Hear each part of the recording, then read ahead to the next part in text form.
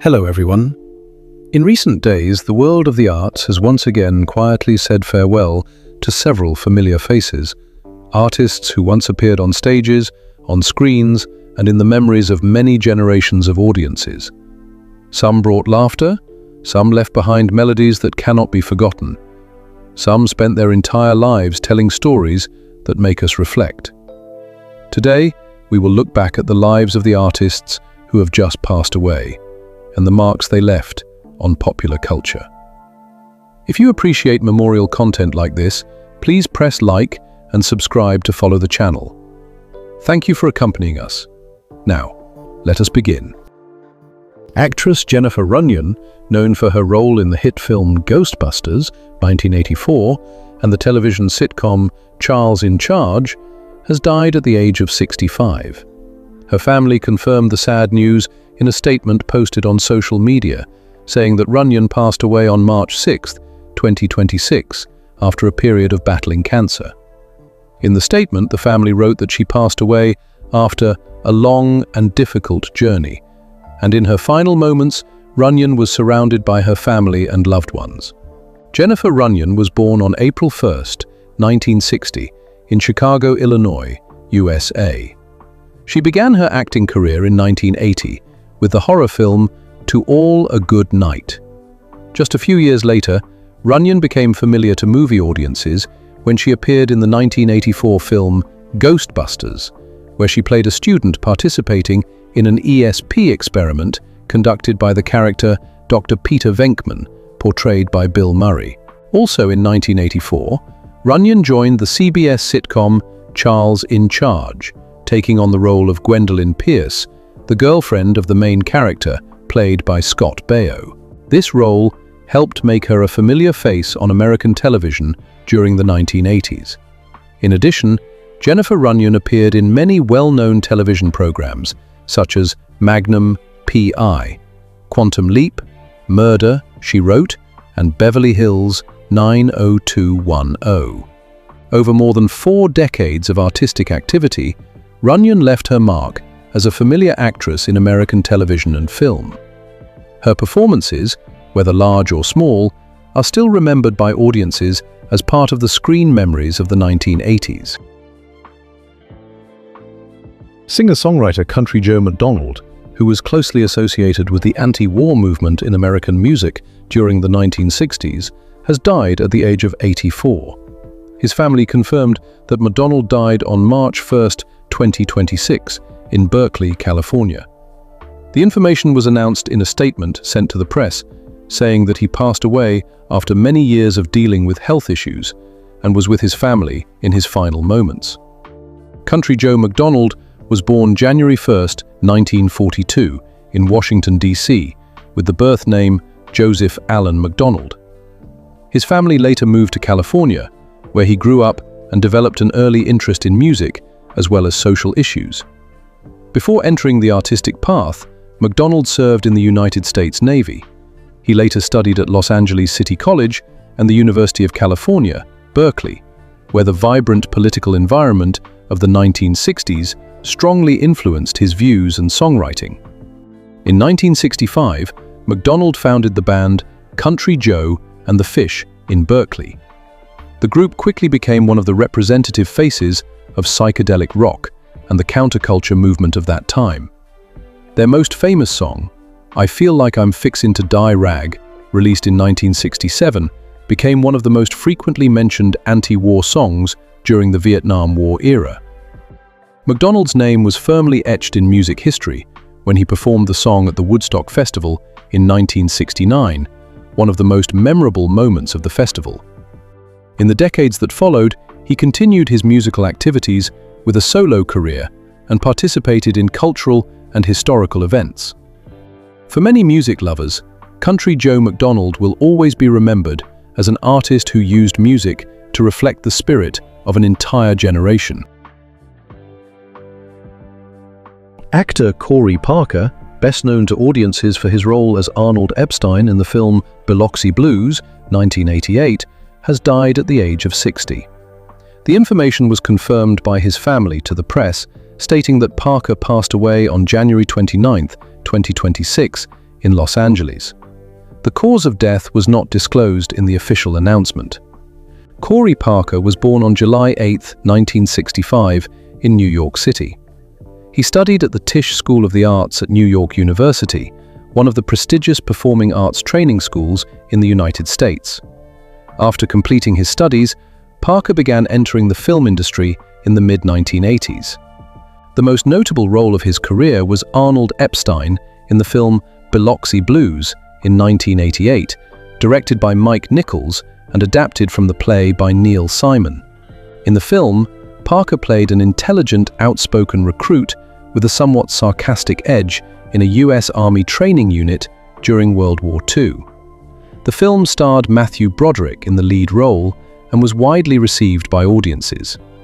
In addition to Biloxi Blues, Parker also appeared in several other films such as Meatballs 3, Summer Job, 1986, Three Fugitives, 1989, and How I Got Into College, 1989. On television, he appeared in series familiar to American audiences such as The Love Boat, Murder, She Wrote, L.A. Law, and 30-something. After a period of active work on screen, Parker gradually moved to work behind the camera, participating in screenwriting and producing for several creative projects. In the memories of many audiences who loved the cinema of the 1980s, Corey Parker is still remembered as a talented actor with an intelligent and approachable acting style. His role as Arnold Epstein in Biloxi Blues remains the most memorable mark of his career. Actress Maria O'Brien, who appeared in the satirical film Smile, 1975, and the long-running television series Days of Our Lives, has died at the age of 75. Her family confirmed that O'Brien passed away on February 25, 2026, in Los Angeles after a period of health problems. The information was shared by the family with the press and was later reported by multiple media outlets. Maria O'Brien was born in 1950 in Los Angeles, California, and grew up in an environment closely connected to the entertainment industry. She began her acting career in the early 1970s, a time when American television was expanding rapidly and creating many opportunities for young actors. One of her notable film roles was in the movie Smile in 1975, directed by Michael Ritchie. The film was a satirical comedy about beauty pageants in the United States and was later regarded as one of the memorable films of American cinema in the 1970s. O'Brien was also known to television audiences for her appearance in Days of Our Lives, one of the longest-running soap operas in American television, which has aired since 1965 on NBC.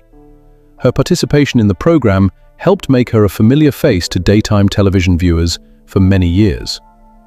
Throughout a career spanning several decades, Maria O'Brien took part in many film and television projects, with roles that were not necessarily large, but were steady and memorable.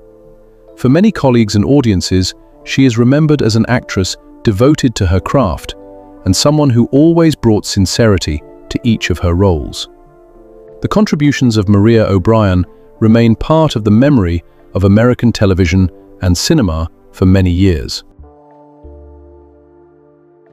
Actress and model Annabelle Schofield, known for her appearance in the popular television series Dallas, has died at the age of 62.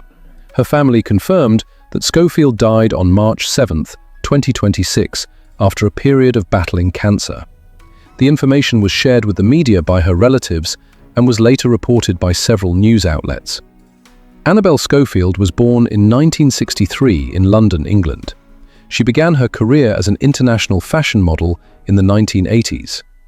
During this period, Schofield worked in several of the world's major fashion centers, including London, Paris, Milan, and New York. Her modeling career quickly helped her become a familiar face in the international fashion industry. After success in the modeling field, Schofield moved into acting and participated in several television and film projects.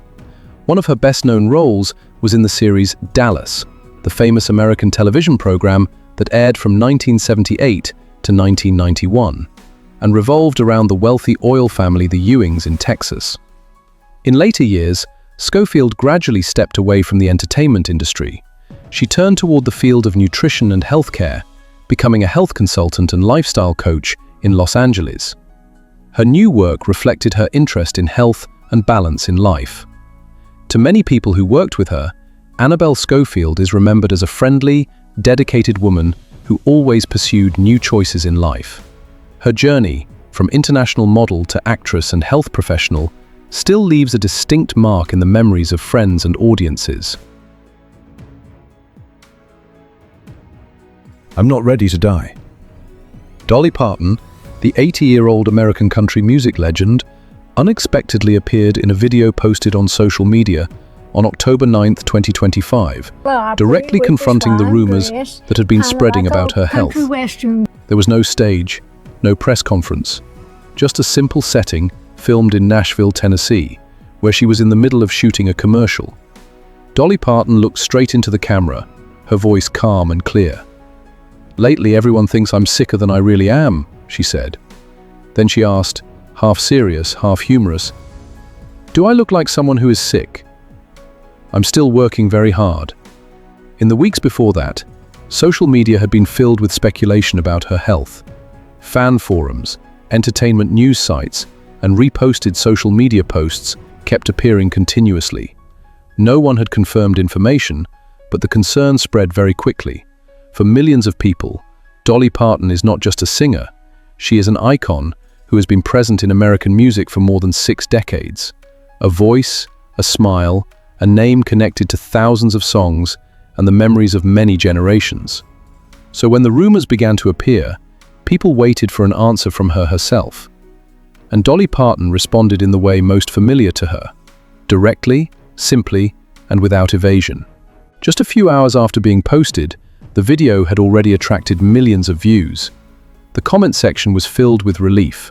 Her message was very clear. Dolly Parton is still here, still working, and as she said right from the beginning, she is not ready to die. Everything began with a short line, almost harmless. A brief post appeared on the Facebook page of Frida Parton, Dolly Parton's sister. Frida is also a singer, part of the generation of artists in the Parton family. The post was not long and did not explain details. There was only one message: please pray for Dolly. There was no additional information, no context, no explanation, just a single sentence like that. But in the age of social media, sometimes the lack of information causes a story to spread faster than any complete news report. In a short time, that request began appearing again in many places: fan forums, entertainment news sites, long comment threads under older posts about Dolly Parton. Each person added a theory. With every share, the story traveled a little farther. Some people began asking the question directly: is Dolly Parton seriously ill? The speculation quickly went further. Some suggested that she might have developed a serious illness and that it had progressed to a late stage, even though there had been absolutely no confirmation from her family or her team. Old photographs of Dolly began circulating widely. They appeared again and again, accompanied by worried captions. No one knew exactly what was happening, but the initial silence had left a gap, and that gap was being filled with rumors and unfounded speculation. Then the story turned in another direction, one even stranger. An image created by artificial intelligence began spreading online. In the image, country star Reba McEntire, a longtime close friend of Dolly, was standing beside a bed. The caption below claimed that it was Dolly Parton's deathbed. The image was not real, but before many people had time to realize that, it had already been widely shared. When Dolly Parton saw the image, she reacted in a way that was very typical of her. She did not avoid the story, but she also did not allow it to become more serious than it needed to be. She joked, "We both look like we needed to be buried." The light remark was enough to clarify what was happening. A fabricated image was being exaggerated into something real. Not long after that, Frida Parton returned to Facebook to explain. She made it clear that the original post had never meant to suggest that her sister was seriously ill. It had only been a request for prayer within the family. But by then, the rumors had already spread too far. The episode quickly became a typical example of the digital age, a vague sentence, a chain of speculation, an AI image, and thousands of shares. For many public figures, it might have been just another familiar cycle of rumors, but for Dolly Parton, the story carried a different tone. Because for more than 6 decades, she has not only been a famous singer, she has been a familiar face of American culture. A voice, a smile, someone whose music generations of people have grown up with. That is why, when rumors about Dolly Parton's health began to spread, the public reaction was not simply curiosity. It was more like hearing news about someone who has been part of your life for a very long time. And because of that, Dolly Parton understood that sooner or later, she would have to speak for herself. When Dolly Parton finally decided to speak clearly about her health, she did not begin with illness. She began with a loss. "I didn't take care of myself." That sentence appeared in a video she posted in October 2025, when she explained why she had recently had to cancel several plans and treat a few health issues. Dolly said it in a very calm tone, not trying to make it sound heavy. But behind it was a difficult period that had begun at the beginning of 2024. That was when Carl Dean, the husband who had been with her for nearly her entire life, passed away. In the world of American entertainment, where short marriages often appear in the headlines and the way they end can be as quick as the way they begin, the marriage of Dolly Parton and Carl Dean was a different case. They married in 1966, and for nearly 60 years, they kept their relationship almost completely separate from the stage lights. Carl Dean was not a public person. He was very private and rarely appeared at events related to his wife's career. While Dolly Parton became one of the most recognizable faces in American music, the man beside her chose a completely opposite path, staying away from the media, staying away from award ceremonies, staying away from the show business world, of which his wife was an important part. For many years, the public mostly knew Carl Dean only through the stories Dolly told in interviews. A quiet man, living his own life, and always remaining a steady and stable support behind his wife's brilliant career. That bond lasted for many decades, through tours, new albums, awards, and the ups and downs of the music industry. But then, at the beginning of 2024, Dolly Parton permanently lost her lifelong partner. Carl Dean's passing did not become a loud event in the media. There were no large press conferences, no long public memorial services. But for Dolly Parton, it was a profound change in everyday life, an absence that for nearly 60 years had never existed before. After that came a period that she herself admitted she was no longer paying attention to her health the way she used to. Psychologists often describe this as a familiar response to loss. When someone loses a long-time partner, small routines in life such as medical checkups, regular appointments, even simple things like resting at the right time can be overlooked. The rhythm of life changes. Attention shifts to other things. And for Dolly Parton, it was no different. Only when she decided to go back for a checkup did doctors discover several issues that needed to be addressed. There was no serious diagnosis, nothing life-threatening. But there were still things that needed to be done. Dolly recalled the conversation with her doctors in a very simple way. They said, "We need to take care of this, and we also need to take care of that. Nothing major, but I really did have to cancel a few plans." Those plans later became part of a story that spread widely online. Postponed events, changed schedules. To the public, they could look like signs of something very serious. But when placed in the proper context, the reason was much simpler. A period of grief. A marriage of nearly 6 decades had just come to an end, and a woman learning how to return to the rhythm of everyday life after loss. In the months that followed, Dolly Parton gradually addressed the health issues her doctors had mentioned. There was no serious diagnosis, no crisis. It was simply that after a year full of loss, she had finally returned to taking care of herself. The first changes did not appear on a big stage.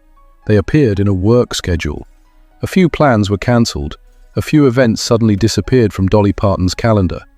For an artist who had grown accustomed to a pace of work that was almost continuous for more than 6 decades, such gaps rarely occurred, and it was those small changes that became part of the story spreading online. After going for a medical checkup, doctors discovered a specific issue: kidney stones. It is not an uncommon medical condition. It is painful, sometimes very uncomfortable, but in most cases it can still be treated. However, for someone with a dense schedule like Dolly Parton, this discovery was enough to force her to adjust several plans that had already been arranged in advance. One of the first changes occurred at Dollywood. Dollywood is not just an ordinary amusement park. It is part of the long story between Dolly Parton and her hometown. The park is located in Pigeon Forge, Tennessee, and was co-founded by her in 1986. Over the years, Dollywood has grown into one of the most visited amusement parks in the southeastern United States.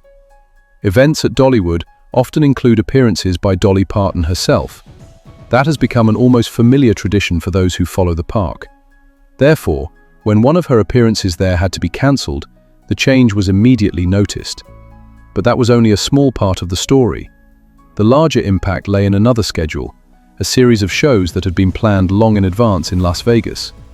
In Las Vegas, the biggest stage is not for everyone.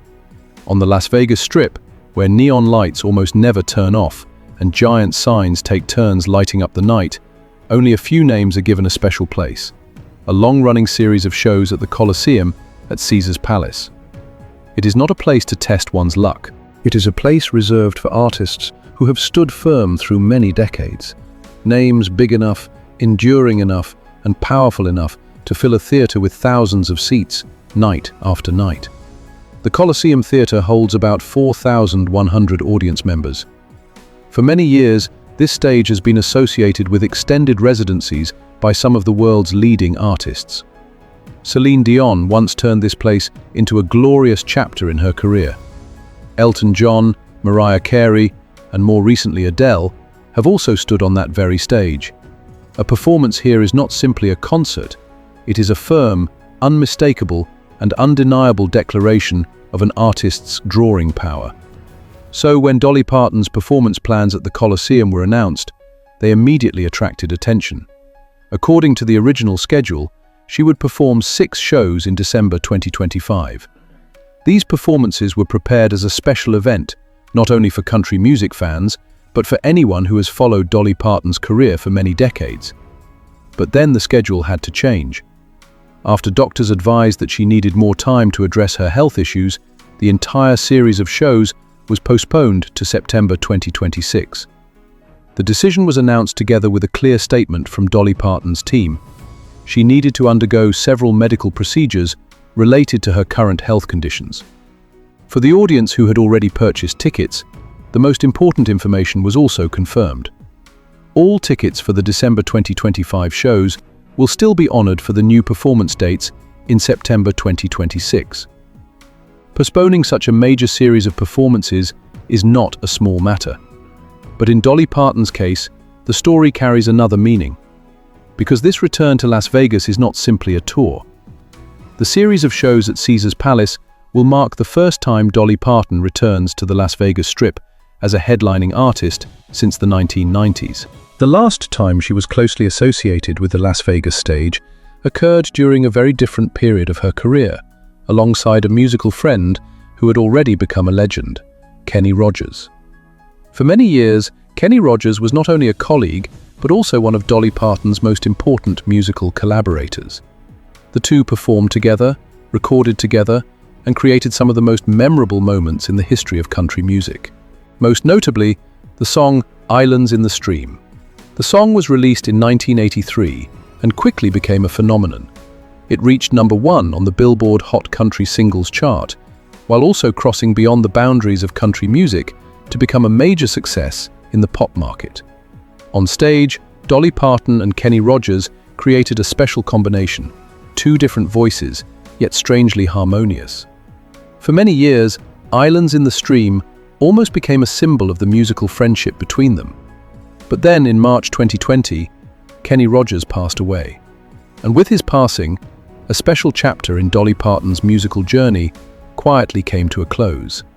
That is why, as Dolly prepares to return to Las Vegas after many decades, That stage carries more memories than an ordinary performance.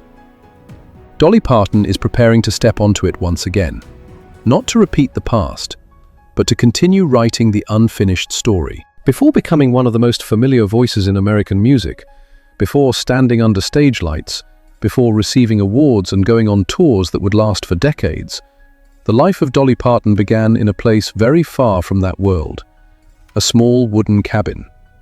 Only one room. Dolly Rebecca Parton was born on January 19, 1946, in Locust Ridge, a rural area in the Great Smoky Mountains, located in Sevier County, Tennessee. It was a place far from big cities, far from recording studios and the stages she would later stand on. The Parton family had 12 children. Dolly was the fourth child. Her father, Robert Lee Parton, was a tobacco farmer and a subsistence farmer. The work was hard, but the income was very limited. Her mother, Avie Lee Caroline Owens, took care of the family and raised the children under modest conditions. Dolly Parton would later speak frankly many times about her childhood. Her family was very poor. Not poor in the modest way often described in success stories, but poor in the real sense of rural mountain life in the American South at that time. But in that small wooden cabin, there was one thing that was never lacking: music. Folk songs, church hymns, and the familiar melodies of the Appalachian region were often heard in the family. Dolly grew up surrounded by those sounds, listening to them from a very early age, and gradually began singing along. The little girl's talent quickly drew attention in the local community. At 10 years old, Dolly Parton made her first professional appearance on a local radio and television program in Knoxville called the Kaz Walker Farm and Home Hour. It was not a large stage. It was simply a local program where young performers sometimes had the chance to appear before audiences in the region. But for Dolly, it was a first door. Music gradually became a clearer path as she grew older. And immediately after graduating from high school in 1964, Dolly Parton made an important decision: to leave her hometown and pursue a career. Her destination was Nashville, the center of the country music industry. Just one day after graduating, Dolly signed her first recording contract and moved to the city. It was the first step into a world completely different from Locust Ridge. In the early years in Nashville, two figures played important roles in shaping the path of Dolly Parton. The first was Bill Owens, a songwriter and also her uncle. Owens not only helped Dolly write songs, but also taught her to better understand how the music industry worked. The second was Porter Wagoner, a famous country music star and the host of a television program with a large audience at that time. Porter Wagoner invited Dolly to join his television show. Her regular appearances on the program brought her name to audiences across the United States. In the years that followed, Wagoner became the most important mentor in the early stage of Dolly Parton's career. He helped her reach audiences, better understand the stage, and build the foundation for the long musical road ahead. From a girl who grew up in a one-room wooden cabin in the mountains of Tennessee, Dolly Parton began stepping into the world of professional music. A small step at first, but it would later open a journey that would last for many years. After more than 6 decades living in music, Dolly Parton's legacy is not something measured only by time. It is defined by numbers, by songs that have traveled across generations, and by the way her name has become a familiar part of American popular cultural life. Throughout her career, Dolly Parton has recorded more than 3,000 songs. She has released more than 50 studio albums. More than 100 of her songs have appeared on the Billboard country charts, including 25 that reached #1. Those numbers tell only part of the story. The rest lives in the songs. One of her most famous songs is I Will Always Love You. Dolly wrote and first recorded this song in 1973. Nearly 2 decades later, Whitney Houston brought I Will Always Love You back in 1992, and from that moment, the song became a global music phenomenon. Another song, Jolene, tells the story of the fear of losing the one you love. The song's simple yet haunting melody led to it being covered by hundreds of artists across many different music genres in the years that followed. Then there is 9 to 5. The song became one of the tracks closely associated with Dolly Parton's image, serving both as the theme song of the Hollywood film of the same name and as a song often viewed as an anthem for women's rights in the workplace. But if we look only at music, Dolly Parton's legacy is still not fully told. In 1995, she founded an education program called Imagination Library in Sevier County, Tennessee, the very place where she grew up. The goal of the program was simple: to send free books to children from birth to age 5. From a small local initiative, Imagination Library gradually expanded to other regions and later to multiple countries. To date, the program has gifted more than 200 million books to children. Many years later, during the COVID-19 pandemic, Dolly Parton took part in another effort. She donated $1 million to Vanderbilt University Medical Center to support research for the Moderna vaccine. That contribution was widely recognized, not only within the music world, but also within the scientific and medical communities.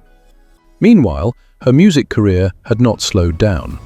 In 2023, Dolly Parton released the first rock album of her career, titled Rockstar. The album was created after she was inducted into the Rock and Roll Hall of Fame. Rockstar debuted at #1 on the Billboard Top Country Albums chart. The album also drew attention because of the participation of major artists, including Paul McCartney, Ringo Starr, Elton John, and Stevie Nicks. Even at 80 years old, Dolly Parton continues to expand her path in music. Then, in October 2025, as health rumors spread widely, she appeared in a video to say something very clearly. "There are so many rumors flying around. I thought if you heard it from me, you'd know I'm okay." Then she continued, "I'm not ready to die. I don't think God is finished with me yet, and I haven't finished my work." At 80, Dolly Parton is still working, still writing songs, still planning new performances. The video ended simply, without any grand declaration, but its message was very clear. Dolly Parton is still here, still working, still laughing, and as she herself said, she is not ready to leave the stage.